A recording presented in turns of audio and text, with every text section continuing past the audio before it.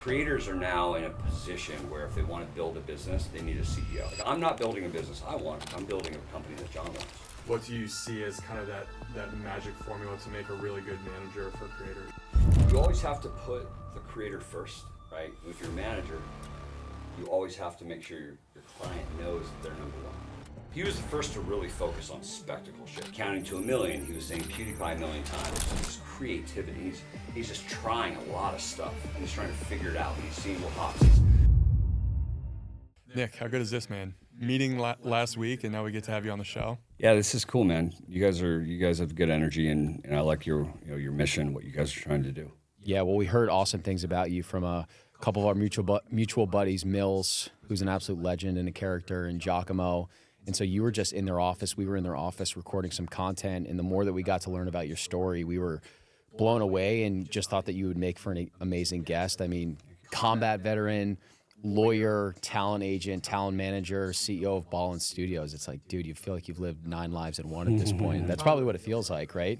Yeah, it's funny because I'm so impatient, right? And I'm like, man, I'm turning 35 next week, and I'm like, man, I haven't done enough. And everyone's like, bro, you gotta understand what you've done, Yeah. And for me, it's, I don't try to keep score on this stuff, right? I like to think of it as experiences that help me grow and get smarter and, learning from mistakes. And I've made plenty and have lost a lot and Yeah. have won many, battles in the arena, but it's, I'm blessed to do what I do. Yeah. Well, I'm sure it's probably a superpower in some ways, accepting the fact that you have achieved a lot at a young age, but also like kind of turning those blinders on and always focusing on the next thing. It's probably like a blessing and a curse in some ways too, right? Yeah, because it's funny. So when I worked at William Morris Endeavor and I was an assistant, everyone's like, there's these rumors go around, actors, directors and shit. And the one thing that stuck with me was when James Cameron is on the red carpet, movie's about to release, first question he gets, what's next? And that's kind of how you have to approach the entertainment business. You can't be looking at the wind, you can't be looking backwards, you got to be looking forwards. And so that's kind of one of the things I try to really pay attention to. And then, being a manager, like that's like my calling, being an advocate for people, and so my energy isn't like, oh, look what I've done. It's like, yo, look what my client did. Yeah. Look what my client's doing. What's the next cool thing? And then getting them excited and kind of getting their head straight. And being a creator is tough, man. You're on stage naked as hell, just putting it all out there for the universe to judge the hell out of you. Yeah. Where do you feel like you fit in terms of just the creators obviously out there trying to put out their heartfelt content with whatever it is, but then you kind of fit into this position of, well, it's almost like a coach, but you also have to be able to operate and then also have vision. So it's like a unique blend of just the support that you are able to provide to the creator. I'm just curious, like, what do you see as kind of that magic formula to make a really good manager for creators? Yeah, it's a good question. You always have to put the creator first. When John and I got into working together, my mission is, John's number 1. Yep. Company's number 2. Family's number 3. I'm number 4, right? And if you're a manager, you always have to make sure your client knows that they're number 1, always. And one of my close mentors at William Morris, he was the head of the talent department. He works with Jason Momoa, Justin Timberlake, guys like that. And when I told him I was going to go into business with one of my clients, he was like, I think it's a great opportunity, but just always remember he's number 1, and you got to make sure he knows it. Yeah. And so I always stay true to that North Star. I think that's a key to being a good manager. Yeah. Always putting your client first, no Always matter putting what. your client first. Yeah. Yeah, and you have such a fascinating backstory of you're truly, I think, the definition of a self-made man in a lot of ways. And so you go from being a combat veteran, you get your JD. I know you started in the mailroom at William Morris, became an agent. And for someone that might not know you, it's like MrBallen is massive, like 8.75 million subscribers on YouTube. You guys are doing millions of downloads a month across all 5 shows that you manage. And then before that, you were at MrBeast too. So I would imagine that's such an amazing perspective of you that you've had of working with two of the biggest creators that are out there and just playing the game at a totally different level than what everyone else is doing. Yeah, I was fortunate. Well, and so when I was at William Morris, I was an assistant. I worked in branding and endorsements. That was my first stint. I was in the mailroom like 3 or 4 days. Usually it's like a 4 to 6 month period. You float, you push a mail cart. Big jack dude, suited up, pushing a fucking mail cart. With combat experience. Combat too, when you're experience, pushing a fucking JD mail cart. background. All the kids were from like USC, fresh out of undergrad. I was 27, I think, at the time. And I got a lot of, I have a gal that was working for me. She was my coordinator, and I moved her into production because that's where she wanted to be, and that's where I see her growth. And I told her, I was like, you don't want to just work for me. You want to work for a lot of different people because you're going to get a lot from each person. So my first agent I worked for, I really understood, pay attention to the zeitgeist, see what's going on. Start to what's the intangible shit you're seeing, you're hearing, connect dots, And then my second position at WME, I was an assistant for Brant Joel, who was the head of the talent department. And just how he worked with talent was so particular. And I took a lot from him. And then my third stint was with Amir Shakalili. And he is a complete savage. This guy would take 2 calls at once. So I'd be on 2 phones. And then he'd have an earpiece. So we had an earpiece in, and then he'd have a hard line, a landline on him like this. And he'd stand there at his desk with his fingers on both mute buttons. Yeah. And then I'm on the back right across from him. So I'm seeing him, I'm reading it. I got calls coming in. So line, there's like 7 lines I could call at any time. So I'll hold, answer, put on hold, write the name down. Hey, we'll call you back. Boom, put on the call sheet, just railing stuff. And so I learned a lot from him, how to multitask, how to just be helpful. The one thing he always said to me was, Nick, if you haven't noticed yet, I always end a call with, how can I be helpful, right? Because you never know when you're going to need help or when you're going to need that favor. So just always be helpful. Yeah. But I never made it to the agent track. COVID hit and parted ways and all that stuff, which was good. And then it gave me time to kind of reset, regroup. Took the bar exam again because I failed it the first time. Took it again, passed during COVID. And then got a call from my buddy Giacomo, who I was in the mailroom with at William Morris. Him and I got really close. He's like, hey man, I'm working for this company, Night Media.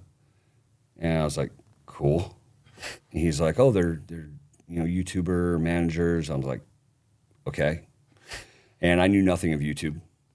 And I would watch the news or learn how to change a starter in my truck or whatever. I was not a YouTube guy. He's like, oh, well, you'd be like dated on MrBeast. I was like, who's that? I'm a 20, I think I was 31 at the time. I'm turning 35, so I was probably 31. And I was like, I don't know who that is, but let me look at it, right? And I saw the numbers, and I was like, if numbers are eyeballs and eyeballs are dollars, this is interesting. Yeah. And I always had it in my mind that I wanted to be the best or the biggest negotiator on the planet. Negotiate the biggest deals for the biggest creators, right? Or the biggest, whoever. And that's why I had legal background, all that shit. And then, of course, my primary is advocacy. And so I told the CEO at the time, who I was his right-hand guy, I was like, I'll give you 6 months. If I like it, I want to be a manager. You'll promote me to manager. I'll sign my own clients because you can't be manager without clients. And if in 6 months I don't like it, I'll take off. No harm, no foul, but I'll fucking crush it for you. And I did. And I worked with Jimmy. I worked with James Warren, the CEO. They have a very talented group of people. They are all in on what they're doing. But to the last point is you learn a lot when you work for the Michael Jordan of YouTube. Yeah. What was that experience like going from mailroom to working with Michael Jordan of YouTube? Like, did you feel like you were over your skis at all making that jump, or it's funny. So when you're in traditional talent, right, traditional media, you look at digital and YouTube as like second tier. That's just how it's bred into you. Yeah. So I'm like, oh, it's not Brad Pitt, Denzel, Momoa, Timberlake. It's a YouTuber, right? I mean, hell, John makes his YouTube videos from his iPhone still in a green screen, right? So in traditional Hollywood and traditional talent, you don't really think of it as that premium, that like, oh my God moment, right? But if you're a YouTuber, you're like, holy fuck, that's MrBeast. Yeah. Yeah, like my niece and nephew think I'm the coolest guy on the planet, and I am not. Yeah. But in their eyes, I am, because I've worked with Jimmy, and I'm still very close to them. James Warren is like a brother to me. What he does at his level, at that scale, is tremendous. Yeah. So I didn't really have that, oh, fuck moment. I was like, okay, like I got hired on to be a manager or a coordinator at the time, manager track, and I was Jimmy's day-to-day. So I was in Greenville, boots on ground, negotiating deals, partnerships, licensing agreements, merch, all this stuff. So. Yeah, and it makes so much sense looking back as to why you didn't have that context, because you were just swimming in a completely different pond. Totally and you different. imagine if Giacomo was like, oh, you don't really understand MrBeast? Take Denzel, Brad Pitt, Momoa, and another massive A-list actor, and then combine all their views, and he's doing more every single video. If he would have sold me on that, I would have been like, fucking sign me up. Yeah.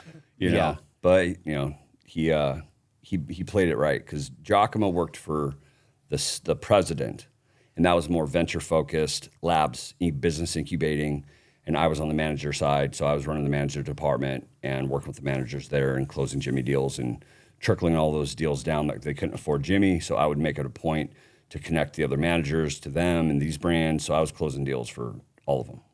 I love it. We want to get into all the negotiation, deal closing stuff with you, because I think there's so much alpha to be gained there. But when you mention your, I think the second person you worked for at William Morris, the actual talent manager, Right. I'm really curious about that experience. And the reason why I'm curious is that I think Harry and I have noticed, particularly early on, when you punch above your weight and get really big A-list guests on, it's a really delicate balance, because some of the guests that we've had on, I'm like, dude, I've watched your content for 5 to 10 years. Yeah. And I noticed, I think we learned in the beginning that it's like you can almost over encroach, and that person almost puts you on a peg below them. So I'm just curious, what were some of the things that you observed from your boss? Why was he so good at talent management? And how did you kind of take some of that stuff and bake it into your own routine and the way that you sign clients now and work with big creators and things like that? Yeah, you have to care. You have to really care for your client. Yeah. Right? And you got to not just like, oh, I care about them, like they're an asset, or oh, I care about them like they're a uncle or an aunt.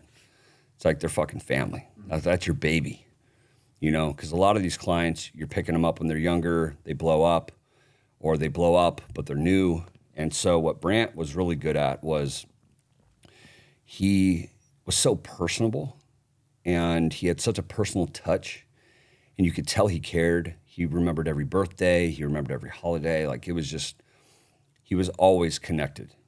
He wasn't one of those guys. He did have like 30 or 40 or 50 clients on his roster. But if you were a client, you felt like you were the only one. Mm-hmm. So those are some things I took from him. What? And confident. He was very confident. Yeah, because you have to be confident or your client isn't going to be in the decision-making process. They got to trust you. They got to believe you. And you got to believe in yourself. You got to believe in them. You have to have confidence, because you're going to hit some turbulence as a manager or an agent, and you have to be chill. You got to be calm. You can't be freaking out. You can be freaking out inside, but they can't know that you're freaking out. So there's a little trick to it. Was there anything from your SEAL experience that Air Force. Chair Force to be. John's a SEAL, yeah. Oh, my bad. No problem. Is there anything from your Air Force experience that you brought into that room at William & Morrison that gave you a sense that you were going to be able to make those steps? Obviously, COVID happened, but like that you were in the right room, that you could be at that level? Yeah, I think what hit me hardest was when I moved to non-scripted, because I always wanted to be a talent agent. I wanted to work with talent, not for a production company that was talent-led, that you're working with the president of the production company and you're doing shit like that. But at that time, the talent group was stacked. So you're waiting to move up when either an agent moves out or there's a, surplus of clients that need to be, handed by day to day, or like a junior manager, shit like that. And you're on the team. But, you know, my background being in the military and having gone to law school really solidified me in a confidence perspective because I'd been through a lot of shit that no one else probably really went through who was an agent. So I felt like I had an edge, and I'm extremely authentic, and I care about my clients, and that's important. So... Well, I would imagine that the one maniac that you were telling us about who would have 2 phones in a year, and you're banging 7 phones. I'm like, that's stimuli. I'm like, you were doing that shit in your sleep probably when you were in the military. You get used to that shit, man. You woken up by you know, the bells or the horns and shit, and you get up and go. You make your bed, you put your shoes on, you tighten it up, uniform's on, you're standing in line straight up, you're at attention. You're just you're doing it. You know, you're ready to rock at all times. Constantly. You know, I get a call at 10 a.m. or 10 p.m. or 5 a.m. or whatever, and I'm up, I'm ready to go. Let's talk, let's do it, let's figure it out. Yeah. So you're not the type of guy where it's like call comes in for a potential deal or client at like 9 o'clock at night. You're like, hey, dude, you text them, you're like, hey, dude, let's just talk tomorrow. You're like, no, let's just do it right now and get it done. Depends. Depends on the tactic. Yeah. Depends on the negotiation. Sometimes you got to be like, let's get this fucking done now. Let's get it done because we got a lot of work to do when we do it. Or it's like, hey, let's let them sweat a little bit. You know, let's let them think about it. So it just depends on the deal. Yeah. I felt like just kind of scraping through your LinkedIn prior to this conversation gave me a lot of context, just how quickly your ascent has been as a manager. And, you know, I'm not just trying to blow smoke up your ass, but the fact that you started pushing a mail card in 2018 at William Morris, and now you're the CEO of Ballen Studios. It's like, that's an unbelievable ascent in a very short period of time. And I know that there's a lot more that you want to do and you're not satisfied and you're always hungry, which is one of the amazing things about you. But if you kind of look back over the last like 6 or 7 years, why do you think you've been so successful? And are there any aspects or nuggets or things that you've done that maybe like the listener could take home for themselves, for someone that's like, damn, dude, at 34, I want to be at a similar level. I don't want to be middle management or coast through my life. Like, what do you think about? Yeah, it's a lot about where you grew up, how you grew up, what your motivation is. You know, for me, I always wanted to learn. I always wanted to grow. I always wanted to be better. I hate making the same mistake twice. So my advice would be, you got to just be hungry. You got to put your fucking head down. And you got to drive forward. And then second to that would be fail and fail fast and learn from your mistakes, and you'll go far. Because every failure I've had, every mistake I've made, I try to learn from it. And that makes me better.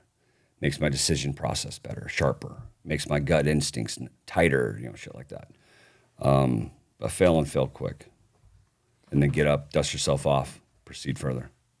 I think it's becoming more and more rare for people to really like, get comfortable taking risks. Like I just think about a lot of people that, you know, I've been friends with throughout the course of my life, from high school through college and now, you know, post-college. And it just seems so uncommon to be willing to take risk. And a lot of that comes because like they're afraid to fail. And I just think about how much that actually bankrupts people, and it handicaps them in such a massive way because those failures are where the gold is.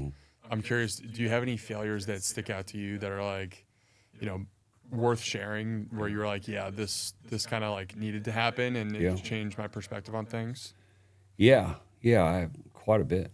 Probably can't even list them all in a 2-hour session, but I would say the first couple were, you know, I grew up really poor, single wide trailer, backwoods of Washington State, didn't have a college fund, didn't grow up with healthcare, no dental, no nothing. And now everyone in the company has the best healthcare on the planet. Yeah.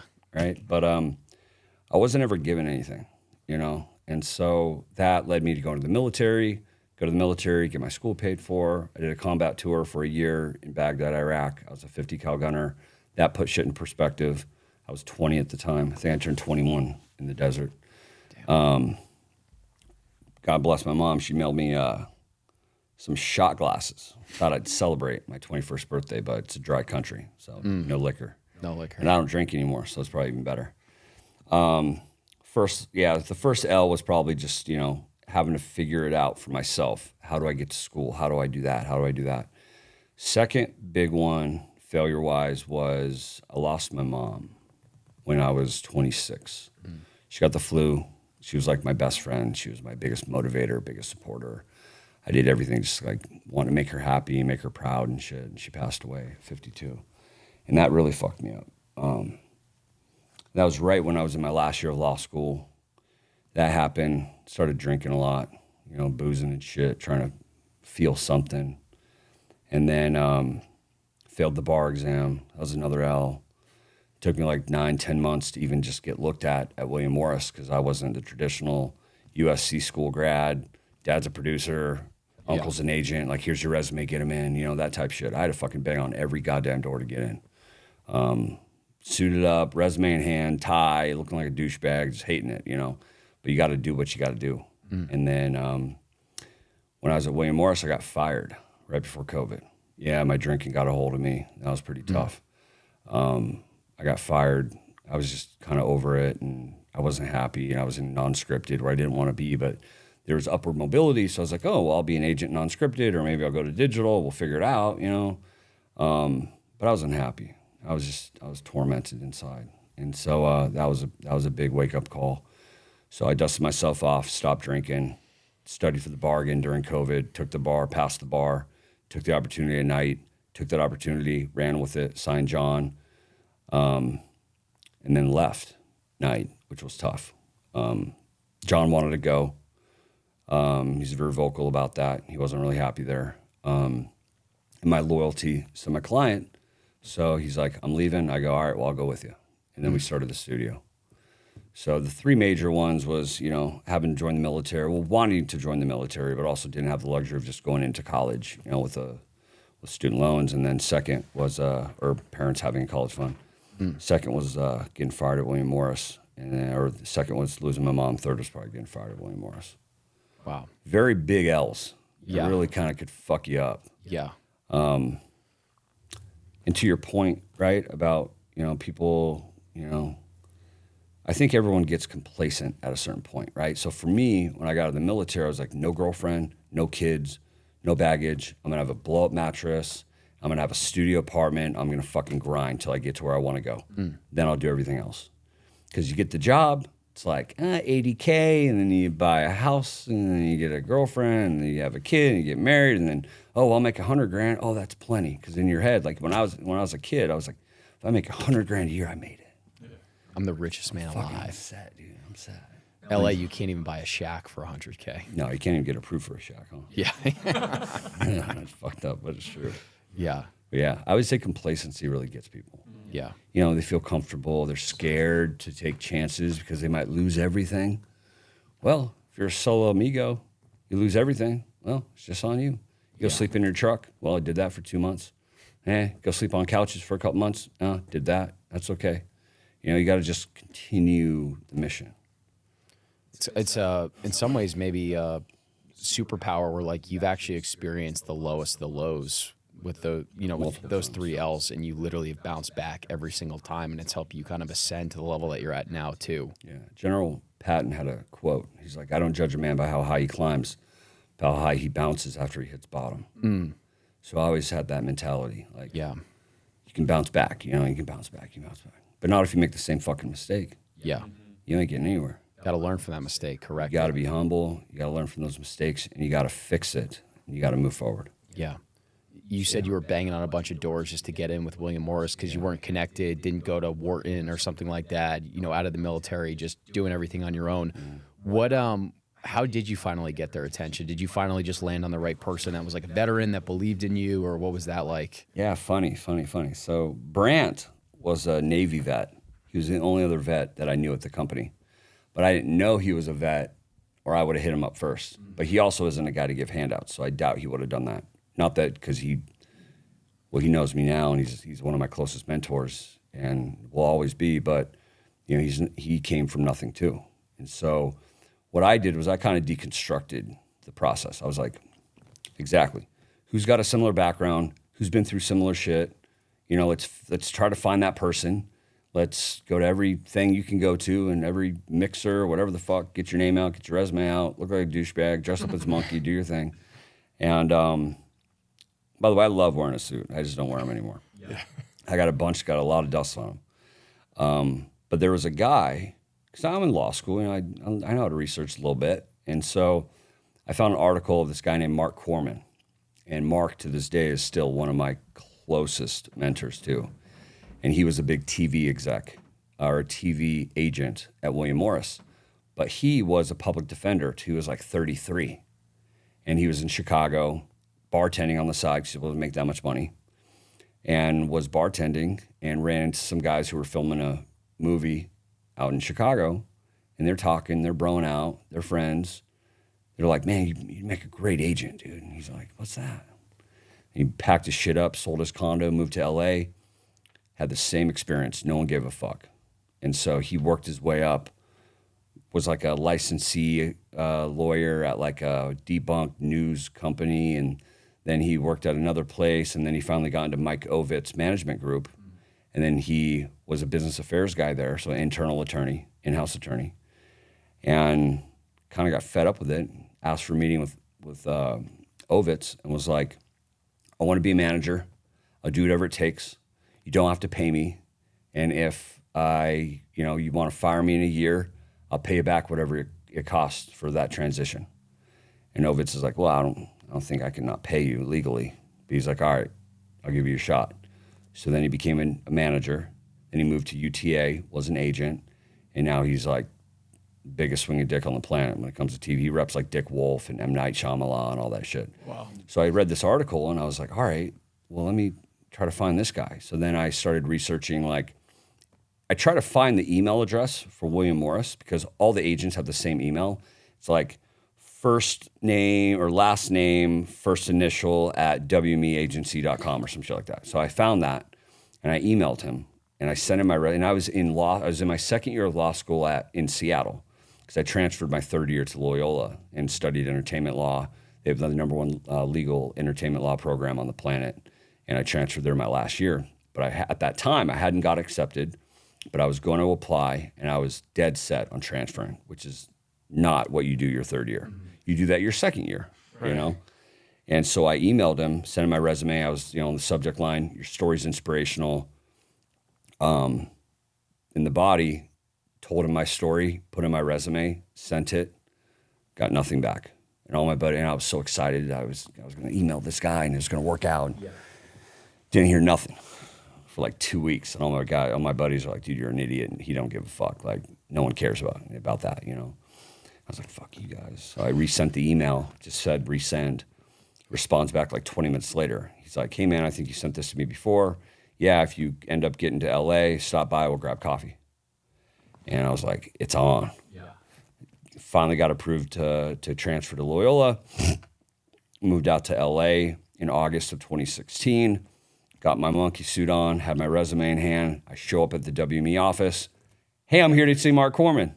Because in my mind, if I email him again and I don't hear back, I can't show up because you just look like a freak, like a psycho, right? And those guys have weird people coming in all the time. There's security everywhere.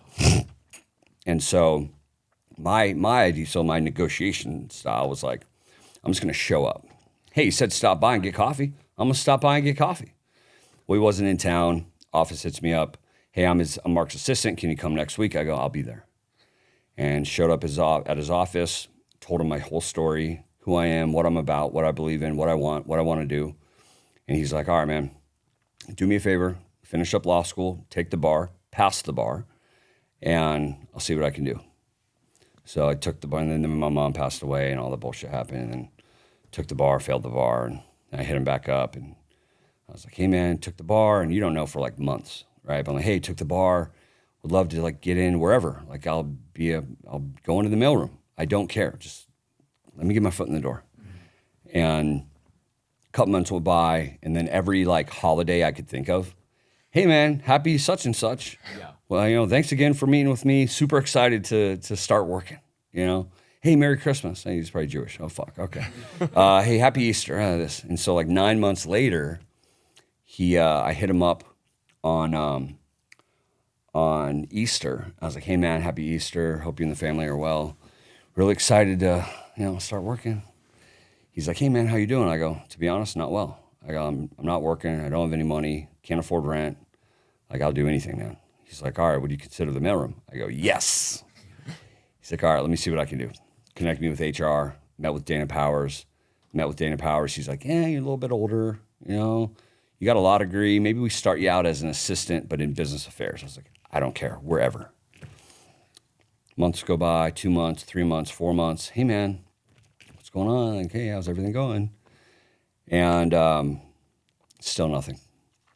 Couple months go by, still nothing.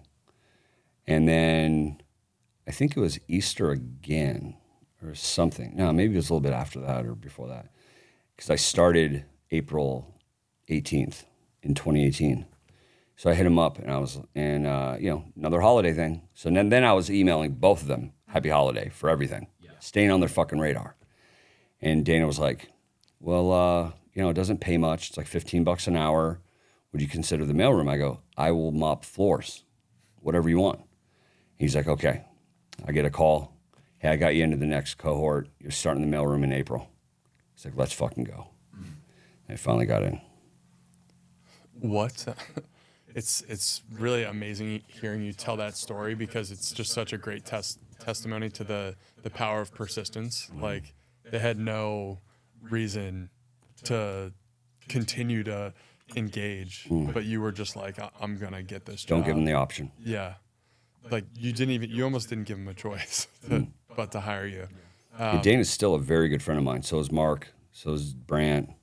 Leaks. She was the first one I worked for, first agent. Amir. Yeah. That was going to be my question is, what do those guys think of you today? Like, that first impression that you left on them, it had to have been like a very impactful experience for them on the other side. I'm sure they have plenty of people who are knocking down the door, but that's like your effort there is incredible. Yeah, I just made it a point to come every day to work like it was my first day. Don't give them a reason not to want you back. Go in every day like it's your first day. And you got 2 ears and 1 mouth. Listen more than you talk. Yeah. And so I just crushed it for everybody I worked for. And I was trying to be helpful and this and that. And yeah, I would say even today, like, so for Brant, right, his kids go to UT, both his boys. And I knew them when they were little kids. Like, I think one was 9 and one was 10 or 11 or 12, something like that. And both his kids go to UT. Well, John did his live event last October at the Paramount, sold out less than a week, 1,300 seats. And I hit up Brant, and Brant, he knew my progression. And I was like, hey, man, do the boys want to go to John's show? They're like, oh, my God, they would love it. So I got him front row, got him right in the show. And, yeah, it's cool to be in a position where now, you're wanted after all that shit. But that's kind of the goal, right? You don't know when it's going to happen, but that's the goal. And so, and John's extremely popular. So we get hit up a lot. But I'll hit up Brant and be like, hey, man, I want to get John on John Bernthal's show, Real Ones. And I know you used to work with him. He's at, I think, CAA now. But I was like, can I get his info? Because I used to work pretty intimately with, like, John Malkovich, John Bernthal, Momoa, Timberlake, all that shit. And, yep, sends me his contact right on the spot. Boom, done.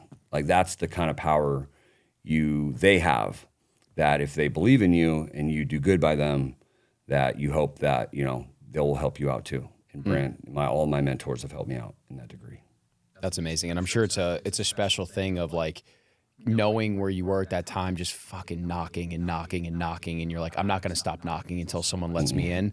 And in some ways it's like you're making them proud, where it's like they took a chance on you and you absolutely crushed it. And now you've probably ascended farther than 99.9% of other people that started off in the mailroom with you, if not 100%. 100%. Right? It's a really special thing. Yeah, I'm blessed, man. I'm blessed by being kind of ignorant, kind of hard-headed, and don't like to be told no, and find every way to get something done. And that tenacity that you brought up is it's a very strong part of success, because you're always getting told no. I fucking hate it. Yeah. But I like it too, because then you end up getting to the yes. It's just not really on the first round sometimes. It fuels you. And I think there's like this mental alchemy where, like, the alchemist can turn lead into a gallon of gold or whatever it's called. Yep. It's like being able to do the same thing from negative to positive thoughts. And I think back a lot to, you know, I remember we were trying to get Michael Bostic on the podcast and DM'd him a bunch of times and didn't really lead anywhere. And Harry and I would just be like, dude, just wait within like the next year. We're going to get this guy in the podcast. And then it's like, ended up finding the right contact, connected us right to him. Yeah. Awesome So dude. many gatekeepers in entertainment, man. It gets annoying. But that dopamine hit though of like getting past the gatekeeper and getting in the door, like that's feels the good. shit that lights me on fire. And I'm sure it does for you too. Dude, that's like the coolest part, right? Like just connecting dots that just no one thought of, or connecting people. Like I connect people all the time. Yeah. If they're in my circle, I'll connect them to my other circle, right? And I think that's kind of a lost art on some of the newer agents and managers where they're just permanent gatekeeper. They're not trying to be helpful, and you're just like, why, right? And then you get to a point to where, oh, well, now they want you to help them, and you're just like, I'll get back to you when I get some time. Yeah. Give them a little taste of their own medicine too. Yes, well, it sounds like, you know, the gatekeeping, getting past the gatekeeper is a dopamine hit for you, but it also seems like deal making and negotiation is a big dopamine hit for you too. Bro, mental chess. Yeah. Mental chess. And sometimes you do it by brute force. Mm-hmm. Sometimes you do it like a ballerina. A little soft touch, a little skill, a little this. But there's an art form. And you got to know when to push, and you got to know when to wait. You got to know when to be quiet. Let the dust settle, re-engage, you know. So it's an art form. You know, I think lawyers make the best negotiators. Not every lawyer, but someone with a legal background that understands, because going to law school teaches you how to think like a lawyer. It doesn't teach you how to be a lawyer, because all you do is go through case law and take exams and just get your ass kicked for 3 years on top of 4 years after undergrad. So you're going to school for a long time, right? Yeah. So you got to really want it. And so, you know, my background, just kind of my overall demeanor in how I can build relationships. But I've learned a lot over the years where I've been too aggressive, or I've been too disrespectful or mean, but like I pushed a little too hard. Yeah. So I've had to learn how to kind of refine that. There's a right place and a right time for that. But I've never had a deal go down where I got fucked over in the last year or two, because I've just had that happen too many times, and you start to build up that like red flag instinct to be like, this is one of those moments. All right, let's figure this one out. Yeah. Do we walk from that? Do we just disengage? Do we kind of sidebar? Do we backdoor? You know, are you kind of working different angles and stuff? But do you think negotiation is a skill that everyone is capable of learning? If they want it, right? Like I read Never Split the Difference with Chris Voss. Yes. Yeah. It's a good one. Hollywood Deal Making, that book is a really good book if you're interested in deal making in entertainment. And then I won the 1L mock trial competition, which is every first-year law student against every first-year law student, and it's pairs of two, and you compete against each other in like a mock trial. And myself and my partner, we won first. We got first place in that. Wow. So I was like, all right, I have a certain built-in instinct for this thing. But I think, with the right practice and the right want and need, I think most people could be relatively good. What's his preparation look like for a negotiation? Like, what do you want to walk into the conversation knowing about the situation? It depends. It depends on what you already know. So it's a mix of the information you already know. It's a mix of information you want to get from them to know more. I'm kind of weird. I don't like to prep for calls. I don't like to prep for podcasts. I don't like to prep for negotiations. You have to have the end result in mind, but I work best in flow. So I like to come in just dry, ready to go. Let's just figure the shit out in the room. And then if I have to turn it on, I can turn it on. John's the best at turning it on. This guy fucking 10 times out of 10 could out turn on when it comes to like me, you know. He made a comment one time when we first started working together. He's like, dude, just I never want to negotiate against you. And I was like, one, I wouldn't want to do that either, because you're my client and you're like my baby, and I would never want to put you through that. But he's just like, dude, you are a fucking trained assassin negotiator. Like, it is what it is. But him in a room, it's like fast. Him and Jimmy in a room, there are no better people to like get someone excited, to get them to just say yes to you in the room. And it's just, it's fascinating to watch those guys do that. Dude. Yeah. I'm sure this is probably the most common question you get asked, but what is Jimmy actually like in person? Jimmy's cool, man. He's a fascinating guy. He's just like, his mom was in the military. I won't go into his personal life because it's, off the record shit, but, really, really, strong mother figure, grew up in North Carolina. He's building out his entire operation in North Carolina, and he's just a super down-to-earth dude, man. He's like very smart. He's very articulate, zero patience for bullshit, probably for anything really, but, and he knows what he wants and he gets what he wants. So What stands out to you about his success story? Like what he had to go through in order to reach the level that he's at now? I mean, that dude's making YouTube videos when he was like 10. He's been a creator for fucking damn near 13, 14 years. It's crazy. But his big break was when he got his first brand. I'm pretty sure this is how it went down, but he got his first brand deal early on. Well, after like years, right? First got his first brand deal, and he took that brand deal money and he made a video where he gave that money to like a homeless guy, and it went extremely viral. So he's like, oh, spectacle, cash, money, this. So he's starting to make connections because a lot of his content's like gave away a Lamborghini, gave away a Tesla, last to leave the circle gets 100 grand or 500 grand, whatever it is, right? So he took that money and invested in his channel and immediately did that. And most creators probably take that money like, oh man, I'm gonna go put that down payment on that condo. I'm gonna go rent. All right, so you're not gonna buy something with it? So yeah, reinvesting was his smartest thing that he did. And everything on his channel is real. So that $500,000 that he gives away, you're getting $500,000. You're paying taxes on it. You're getting a Ferrari or a Lamborghini or whatever. Well, you're going to pay taxes on it, so they'll give you cash equivalent. If you don't want to take the asset, pay the tax, they'll just give you the money. Or if you don't want to change the transmission or change the brakes in a Lamborghini, it's going to cost you 50 grand or 30 grand. Well, you ain't got that cash. So most people take like cash equivalent. Was he the first person to really popularize that idea of kind of like making the gifting component? Gamifying it. Yeah, gamifying. Yeah. I think so. Yeah, I mean, I'm not a YouTube expert. A lot of people ask me about YouTube. I know what I know, but I know better with what I don't know. So I don't know if he was the first, but given his trajectory and when he was doing it, he probably was one of the first. He was the first to really focus on spectacle shit. Because before Jimmy, you had PewDiePie, but he was more commentary. He was like the big guy. He was like the guy, right? PewDiePie's a legend, still always will be. First to 100 mil in subscribers. And then Dude Perfect was doing spectacle work or spectacle content, but it was like trick shots and shit like that. So that was kind of spectacle at its finest, but in like a sports vertical. And then Jimmy just had his own twist on it. Cash giveaway, last to leave a circle. Anything you put in this triangle at the grocery store you can take, or all the stuff he's doing. It's just fascinating.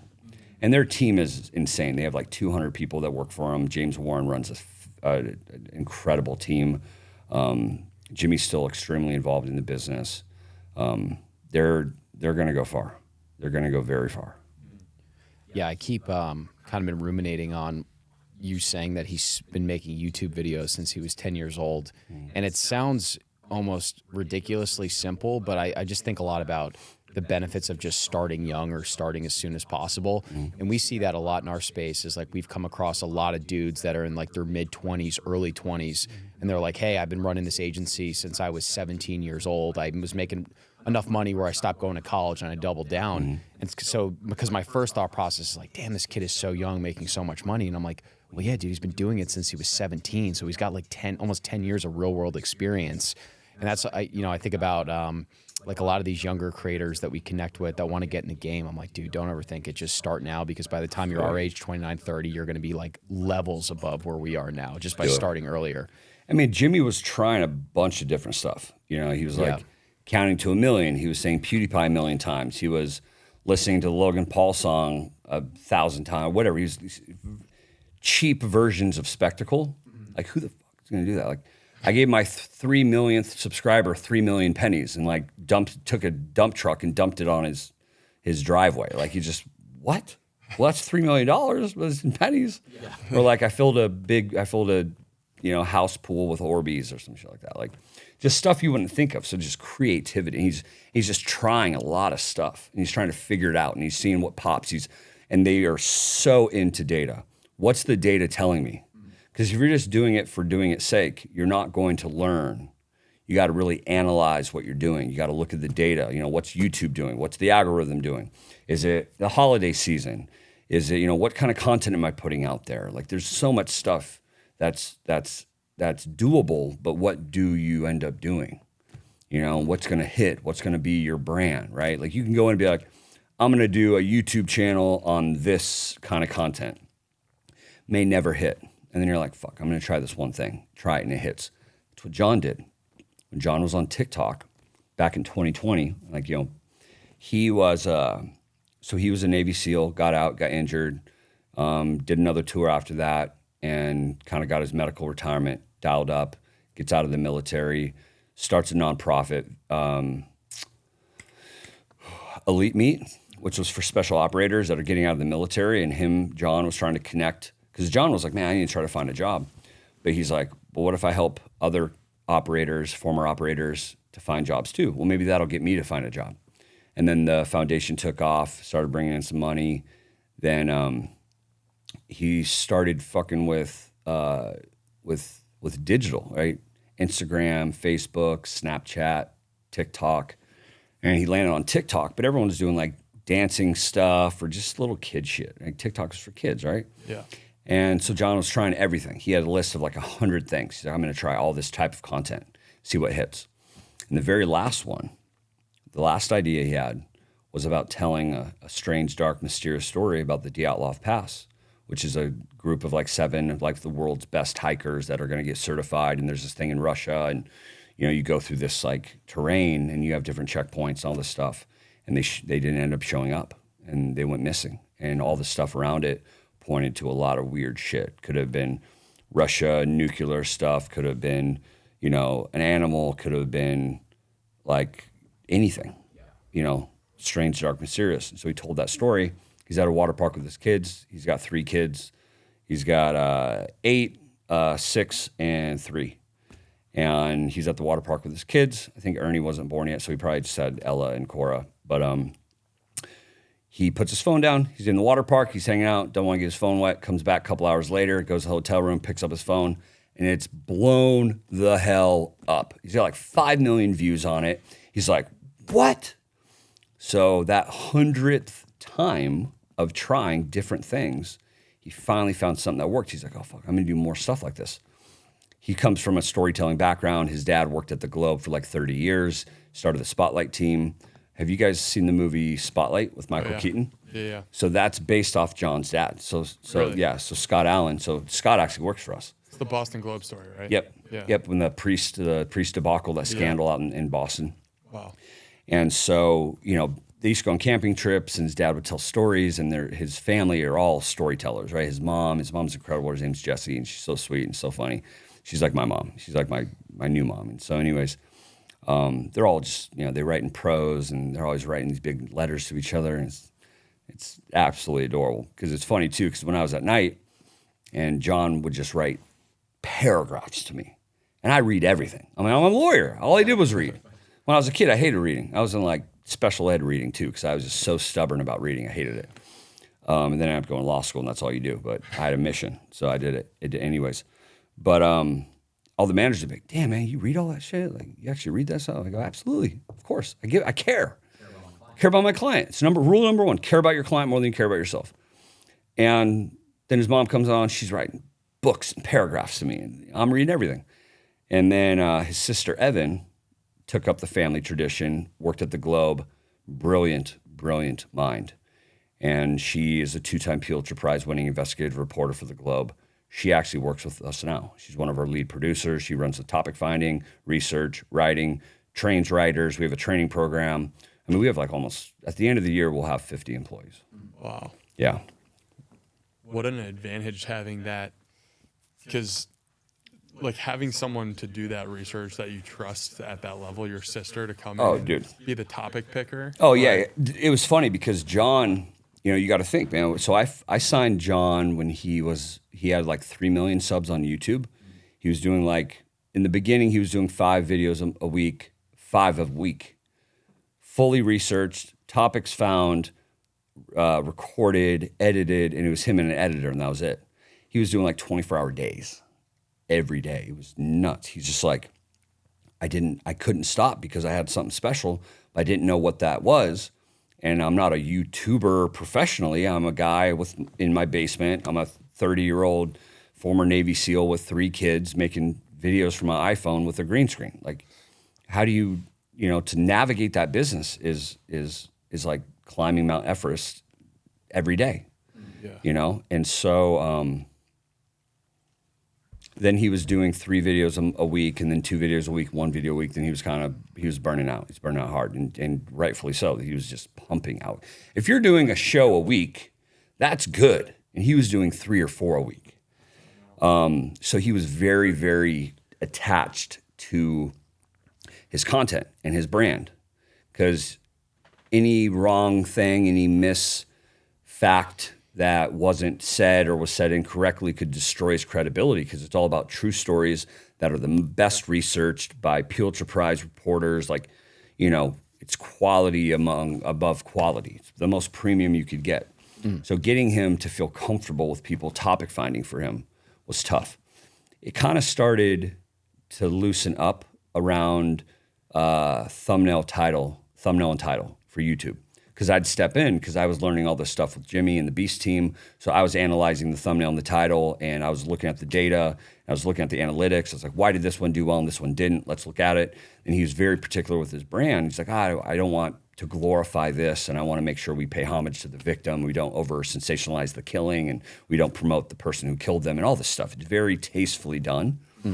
And so he had a very strong hold on, on research and writing and topic finding and thumbnail and title, everything. So getting him comfortable, giving him the confidence to know that we can find the right people that will do good by him. He doesn't have to worry that one wrong video or one wrong fact given in a story will destroy his entire livelihood. And that's what's tough. And a lot of creators are one-man bands or one-woman bands. And you can only grow so much in that type of headspace. And you typically hit burnout before you ever grow. And then you're just another tail. And that's where you come in. But I would imagine it's like that investment of that blood, sweat, and tears of like you look at the production quality, the level of detail, the research, and you're like, dude, 1 episode a week is a Herculean task. That Maniac was doing, and I mean that in the most complimentary way possible, was doing 5 episodes a week. You would really like our buddy Zach Pogrob. He's blown up on Instagram. He's got like 1.5 million followers throughout the last year, but he talks about obsession almost as an art form. Jimmy says the same thing. He uses the word obsession. Obsession.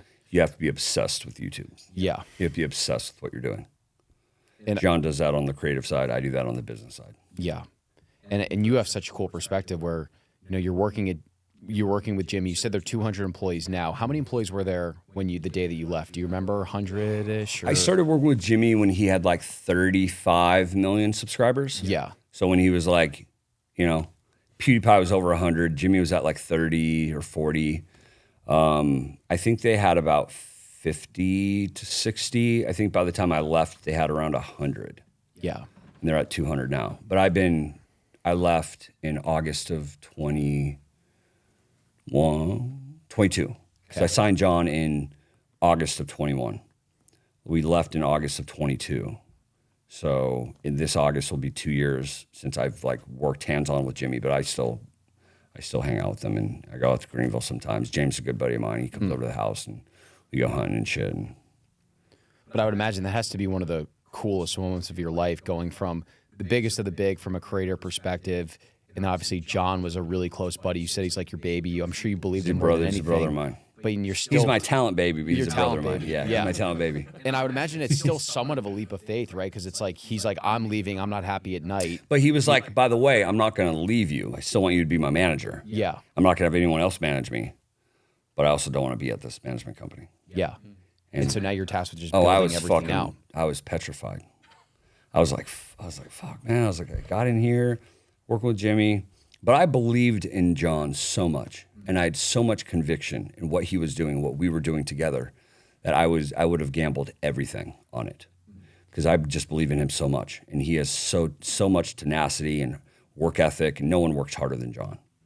And it motivates me because he always says the same shit about me. So we have this kind, like, we're both combat vets, and we're both very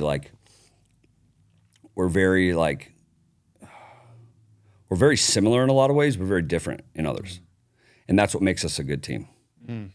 So. Yeah, there's something special about having that unwavering belief in somebody else's talent too. Like you see, he probably believes in himself. Obviously, he's doing the work. He's putting all the work in, getting all the reps in. But he's like this close to 100%. the work he's And he doing. loves to tell stories. He wants to be a storyteller. Right. And he wanted to be a business. He wanted to grow a business, but he didn't want to do it himself. Right. Right? He wanted to focus on creating. And that's what a good CEO manager will do. Give them what they want. You want to just create? Let's just get you to just be the creative guy. Let's get you just to be the storyteller. Let's get you just to be the on-screen talent, all that shit. He's still very involved in every step of the way, at a quality control perspective. But when it comes to running the business, that's my ground, that's my territory. I don't tread on his, he don't tread on mine. When he feels passionate about something on the business side, he tells me, we talk about it. And like I said, I'm manager number one, CEO number two. If John thinks it's a good play and I can justify it from a business perspective, we're doing it. If for some reason, which we haven't come across, but if we do, and it's not the right business decision, we'll like go and dive deeper and figure out, well, what's the right way to do it? But we haven't come across that. And John's instincts are so good. When he feels something, he's dead on. So It's amazing. Like having that level of trust is incredible. It actually reminds me a lot of like, not exactly, but kind of how Brett and I got going. We started writing on Twitter and we were writing these threads, and there was just like this obsessive nature to the research and then going through the writing process, writing these long form threads, talking about the history of food. And then we would be going back and forth, like editing each other's stuff, talking about, you know, what was the next thread, making sure we had the hooks right, had all the pictures right. And there was just this nature of the creative process where both of us were actually at the time, and I said this the other day, I was like, I can't believe that was an actual time period of our life where that was basically both of our singular focuses was just creating and putting all of our effort into that one thing.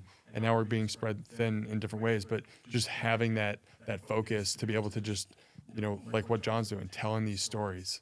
It's like, it's so powerful when you can get that level of just passion thrown into the art that you're creating. yeah. It's rare. Yeah, man, it's like, it's the perfect storm, you know? He hit lightning in a bottle. Man, many times he's hit lightning in a bottle. You know, once it was TikTok, then he moved it to YouTube, then YouTube to podcast, then podcast to this. It's his community, the Strange Dark Mysterious community is powerful. And he's so connected with his audience. You DM him, he might DM you back. Most likely will DM you back. That's his shit. Community posts, engage with his audience. He's always on Discord. He's on Discord once a week. He's always talking to his fans. When he does live events, he does Q&As. He's involved. He cares. And that authenticity is so different between digital and traditional. Because like say you see David Beckham on the soccer field. All right, well, he has a lot of fans. They love to watch his games. They might buy his jersey. Maybe they buy his cologne. But he's not like engaged in his community. Yeah. Right? David, don't reach out to me and kick my ass, please. But, you know, that's the difference between digital and traditional. Digital, you're every week you're putting up content. We put up 3 pieces of John content a week. Main pod, Medical Mysteries, and his YouTube channel. Plus all the other stuff, TikTok and social and Facebook and Snapchat and all that other shit. Yeah. But they're constantly engaged. You see Jimmy every week. You see him on TikTok everywhere. You see him he's everywhere. And so you don't get that same effect of community that you get in traditional that you get in digital. And that's why digital is like, that's what's going to be the new frontier. And we're already there, but we're still in the Wild West phase. Yeah. And I mean, guys like Stallone, right? Stallone is like, you know, his daughters are awesome. They have TikTok. They do this. They're figuring out the social aspect of it. He's, you know, staying as relevant as ever, and he's been doing this 50 years. But even he's like, oh man, I need to start looking at digital. And he started looking at YouTube, and he started looking at TikTok, and he started like, where can I have build this community? You know, I built this brand, but where do I build this community? You do that in the digital space. We need to get Sly on the pod at some point. Oh, dude, do you guys watch the documentary? Oh, So it was fucking so good. fucking I was good. I was in Greenville. I was seeing Jimmy and James, and I was in Greenville, staying at the Hilton. Shout out to the Hilton in Greenville, and I had my Netflix account. Sly thing just came on. I'm watching it. I'm sending videos to John. I'm like, dude, this is us. This is us, dude. This is so cool. Like it was just, it's fat because you don't know where you're gonna go, but you just have so much conviction and like love for what you're doing, and you don't know where you're gonna end up. And Sly's been doing this for fucking 50 years. Yeah. Rambo, Rocky, what's the other one? Expendables. Like his brand is so good. It's just gnarly. Yeah. And he looks great. He looks incredible. And I think there's like this relatability. He's so good looking. Yeah, he's He's the last big movie star, man. Like, he's like 75 or something like that. I mean, Chris Pratt, like he's a stud. You get these guys like Henry Cavill, who did, Watcher or The Witcher or something like that, and some other good ones. But like, Stallone, Snipes, just like these just household names, like Arnold, Schwarzenegger. Yeah, dude, they're just institutions. Yeah. But they're all getting into digital, right? So it's gatekeepers will be defeated. Yeah, and with a person with their iPhone in their basement making some YouTube videos. They'll defeat the gatekeepers. It's interesting too how these guys that have been so on top for such a long time, even at that age, they're still iterating and realizing that digital is the next frontier. What else are they going to do? What else are they going to do? Yeah. I made up $100 million, and I'm just going to sit and do nothing? Yeah. For someone who's so creative and coming up with creative ideas all the time, what other outlet do you have? Yeah. You don't. You're just wasted ideas. Like, those, like if you're a creator, I don't care if you're Stallone or you're John or you're Jimmy or whoever, you want to create. Mm-hmm. John and I laugh about this all the time. Oh, what are you going to do in 5 years, 10 years, 20 years? I mean, shit, we're probably going to be just running a big-ass media company, Yeah. We might have other businesses and other things like that, but like, I mean, John just loves storytelling, to the core. And he's so authentic in how he does it. He's so good. And, I have that aspect with business, and I even think like, oh, what am I going to do after this, So I don't want to stop. Yeah, you actually bring up a good point, and Harry touched on it before, where probably the most fun that we've ever had was like 2022, because it was such a singular focus on content creation and telling these stories and trying to help people. Zero clue what it was going to turn into. We just had this amazing feeling behind it. Conviction. Conviction. And then you start to do well, you start to monetize, all these different legs of the business start getting built out. And 2023 was an amazing year, but we felt like we got away from like the heart and soul of the creation that grew the brand in the first place. Yeah, your attention gets spread thin. Yeah, and it feels like a chicken or the egg thing maybe for a lot of creators. And this is kind of personal advice for us, but just any creator in general. Like, what's that sweet spot for the creator to still have their hands in the business, but also make time for that creation that's going to push everything to the next level? Creator has to be on screen. They got to be the idea generator, and they got to be the quality control expert, because they know their brand more than anyone. I can get about 95% to where John will be like, yep, that's what I would do. Yep, that's what I like. That's what so that's why we work really well together. Hey, John, what do we want to do? I want to do this. All right, do we want to do this? Yes or no? Yes. 0 to 1. I take it to 1 with other people on the team, of course. Jeremy, he's our lead editor. He's been working with John as long as I've been working with John. So he was his editor. It was John and Jeremy when I came on. And Jeremy and I can get it pretty close. And then now a lot of people at the company are really understanding the brand, the quality control side of it. And so creators need to stay on the camera, creating, and quality control. And then they have to fill all the other gaps. So to your point, it's probably, when do I fill those gaps? Yeah. So when I looked at John, I'm like, you can't create any more content if you're topic finding, researching, writing, filming, recording, and thumbnail and title and all this other shit. All right, probably need to get you an assistant for the menial tasks.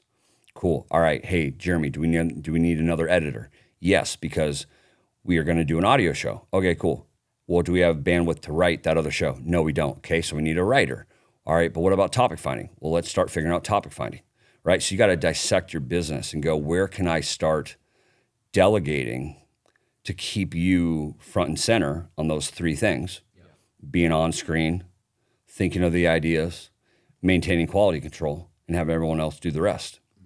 So I'm like, okay, we need a topic finder, we need a researcher, we need a writer. All right, how do we find them? I don't know. Let's figure it out. You know, we hired a consulting service to help us build out hiring metrics and, you know, essentially, what was it? The process to hire, because you got to like train people. Well, how do we train them? Well, we don't have training documents. Well, what is training? Well, let's start building out a training manual. So you got to build all this infrastructure to get you to the place where you can find the right applicants and then bring them in and then try to train them. If you can't train them, got to let them go, get new ones in. Okay, I got a topic finder. Awesome. Done. Guess what? That got John X amount of hours a week back. Found a researcher for research packets. Got him extra time back. Boom. So all that extra time back, he gets to go and be creative, be on screen more, quality control more. And then you just keep them in that position because of where they want to be. If they, for example, Preston, right? He's a big YouTube channel. He's awesome. I worked with him when I was at night. Love him. Shout out to Preston. He was very involved in the business, but he's a business guy. Yeah. So he loved that piece. So he'll always stay in that part of the business. You know, John's like, I don't want to be part of the business side. I want to be involved in the conversations, and I want to be involved with my brand. But on the business side, Nick, I trust you to handle that. And when you don't know, you always come to me. If you don't think the vibe is right or the creative is right or whatever, you always flag it for me. I give my input, you get it there, we send it, we go, right? So creators are now in a position where if they want to build a business, they need a CEO. And that's really the next big push for creators. How do we find CEOs for creators that can work with talent and also build a business? And build a business the creator wants. Like, I'm not building a business I want. I'm building I'm building a company that John wants. I'm just doing it on his behalf, and he trusts me to do that. It took a while to get there, of course, but you know. What's the point? What's the inflection point of like John being like, I need a CEO or like I need a manager? We were at so John, like I said, you know, traditional talent is always. Put my phone down. Sorry, this is vibrating the fuck out of me. So, John. When I got to Night Media, I was like, okay, to be a manager, you got to sign a client. And I'm like, well, what kind of client do I want to work with? I've always worked with veterans in Hollywood. I even started a veteran hiring program at William Morris. It was called Vets to Exec, and it was getting veterans hired in entertainment careers, which I knew from my background was fucking impossible. Yeah. But I did it, so let's figure out a way to do it for other people. So we hired 7 veterans in the first year of that program, all from non-USC, non-UCLA schools. Cal State Northridge, Cal State Fullerton, San Diego State, all that shit. Because I was like, I don't want to feed the machine on the shit that it's already getting fed by, USC, UCLA. By the way, great schools, but if you want diversity and inclusion, you got to go outside that bubble. When I was at Night, Giacomo flagged John for me, and he was blowing up on TikTok, blowing up on YouTube. And he's like, hey, man, we've been trying to sign this guy for like 8 months. He just doesn't give a fuck. He just don't care. Because to him, he's a 30-year-old male with kids and a wife. And by the way, Amanda's incredible. Holds down the fort. Shout out to Amanda. But he's making videos from his iPhone in his basement. What the fuck is a manager to him? What's an agent? That's traditional shit. He's not an actor. He's not an athlete. He's not a musician. That doesn't make sense. But when I was told that, I'm like, yeah, of course. I looked at the field and I was like, there's 4 managers at Night. I'm like, there's no way any of these managers, by the way, they're all great. None of them could handle working for John. Because it's just working with veterans and combat veterans and operators, it's so different. I mean, these guys are trained like everything from surveillance, intel, counterintel, like, you know, interrogation, everything. Like they will see through you like no one's business. They're trained. And so when I reached out to John, I was like, well, I'm a combat vet. I've worked with vets. I'm a vet myself. I'm fucking weird. I'm crazy. I'm loony, whatever. I'm strange, dark. I'm strange, dark, mysterious. Let's fucking go. And so I reached out to John. I was like, Jock, give me his email and sniper round. I was like, subject line, love your content. or I'm a combat veteran, love your content. Body of the paragraph. I work for MrBeast. I'm his manager. I'm also a lawyer. I worked in traditional talent, on the agent path at William Morris. I love your show. If you have anything going on, I'd love to be helpful. Not trying to sign you, just want to be helpful. Go back to my tenets when I worked with Amir. Just be helpful. And he reached back out. He's like, hey, man. And it's funny because in that time, he was burning out. He was getting beat up. The grind of putting out so much content would crush anyone. Yeah. And this dude's a SEAL. So he pushed way through the burnout period. And we got on a call, set a call. I was like, did it. We're good. Get on the call. No show. I'm like, fuck. I'm like, all right. He definitely doesn't want a manager. Yeah. So I give him like a week. I respond back on the email thread. Hey, man, not trying to bother you. We had a call last week, didn't show up. No big deal. If you want any, if you have any thoughts or any deals come by and you want me to give some thoughts on it, happy to help. He's like, fuck, dude, sorry. My basement flooded. He's living in New Hope, Pennsylvania at the time. He's like, can you get on a call now? I was like, absolutely. Let's go. Yeah. Let's go. We get on the call. And just like I said, he's an interrogator. He's an intel guy. He's an operator. He's this. Could see right through me. And he was just like, I don't know what it is, but I feel comfortable with you. And I don't think you're going to fuck me over. So I'm willing to give you a shot. And started working together. And the first brand deal I got him, first brand deal he did before was like $5,000. And I was doing deals for Jimmy, so I knew the market rate for this guy. Mm-hmm. First deal I get him is $150,000. He's like, is this real? I go, it's real as fuck. You want to sign it? He's like, yes. I go, let's go. And that was the first deal we did. So that's why he's literally your baby. Absolutely. From his perspective, you're helping to change his family's life at that point. He let me partake. Let you partake. He let me in. And for that, I'll be ever grateful. Yeah. And so I always think about that moment when he let me in. And that meant a lot to me. Knight couldn't sign him. They never would have signed him. I came in, I signed him, and I did everything right by John. Yeah. I never did a bad deal. I stepped away from deals I didn't think were good. I never put a shitty deal in front of him. I always looked at the brands. Is this going to elevate our brand? Or is this going to take from our brand? If it's going to take from our brand, well, you're going to have to pay us a lot of money if you want to do that, but we never will. Never have and never have, or never will. But that's just going back to the other tenant, caring. You have to care about them. You have to put them first, not your pocket, ever. And a lot of agents and managers, hey man, you want to do this deal? Oh, it's a good deal. You're going to give me $30,000. Oh yeah, it's going to be awesome. So they can get 10% or 20% or whatever. And to me, it wasn't about that. You do good work and you work really hard, the money will follow. And then to your other point, it was one, do you need a manager? And then what was the inflection point of when we needed to hire? So I think we were about 6 or 7 employees in, and I was armchair quarterbacking CEO, but I was also a manager, and I was managing Jimmy, and I was getting pressured to go sign more clients because that's what a manager needs to do. You need to have a roster of clients. But I just felt it in me that there was something special here, and I wanted to go deep. So I was like, I'm not going to sign any more clients right now. I want to hyper-focus on John and Jimmy, do my best for them, and that's what I want to do.